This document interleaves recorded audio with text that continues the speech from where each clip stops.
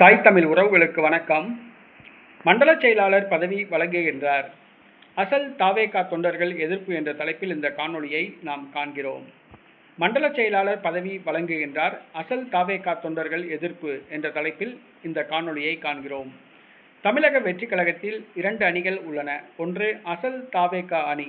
இது விஜய் மக்கள் இயக்கத்திலிருந்து பயணித்தவர்கள் தற்பொழுது தமிழக வெற்றி கழகத்தில் இருக்கிறார்கள், அந்த அணி. அடுத்ததாக அதிமுக அணி. அதிமுகவிலிருந்து வந்தவர்கள் ஒரு அணியாக உள்ளார்கள். தற்பொழுது தமிழக வெற்றி கழகத்தில் 2 அணிகள் உள்ளன. ஒன்று அசல் தாவேகா, மற்றொன்று அதிமுக அணி. தற்பொழுது அதிமுகவிலிருந்து வந்த 2 முன்னாள் அமைச்சர்களுக்கு ஜோசப் விஜய் பதவி வழங்க திட்டமிட்டுள்ளார். அந்த 2 பேர்த்துக்கும் மண்டல செயலாளர் பதவி வழங்குகிறார். இது அசல் தாவேகா தொண்டர்களுக்கு கொந்தளிப்பை ஏற்படுத்தியுள்ளது.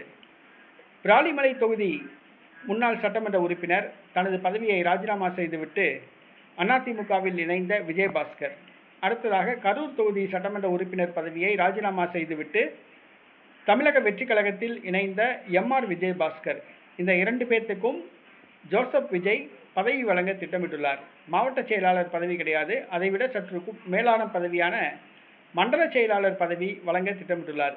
ஒரு 2-3 மாவட்ட செயலாளர்களுக்கு மேலாக இந்த மண்டல செயலாளர் பதவி இருக்கும். மண்டல செயலாளர் பதவி வைப்பவருடைய கட்டுப்பாட்டில் ஒரு 2-3 மாவட்ட செயலாளர்கள் இருப்பார்கள். இந்த பதவி வழங்க திட்டமிட்டுள்ளார்.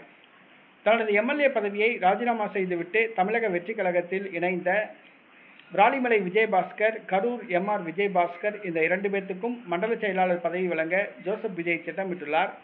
அதற்கு லோக்கல் தமிழக வெற்றி கழக தொண்டர்கள் எதிர்ப்பு தெரிவித்துள்ளார்கள். நேற்று வரை தமிழக வெற்றி கழகத்தையும் ஜோசப் விஜய் அவர்களையும் குறை கூறி பேசி வந்தவர்கள் தான் இந்த 2 பேர். தற்பொழுது அரசியல் சூழ்நிலை காரணமாக தமிழக வெற்றி கழகத்தில் இணைந்துள்ளார்கள். இவர்கள் மீது ஊழல் வழக்குகள் உள்ளன. இவர்கள் கரைபடிந்தவர்கள். இவர்களை அதிமுகவில் இருந்து தமிழக வெற்றி கழகத்தில் சேர்த்ததே பெரிய விஷயம்.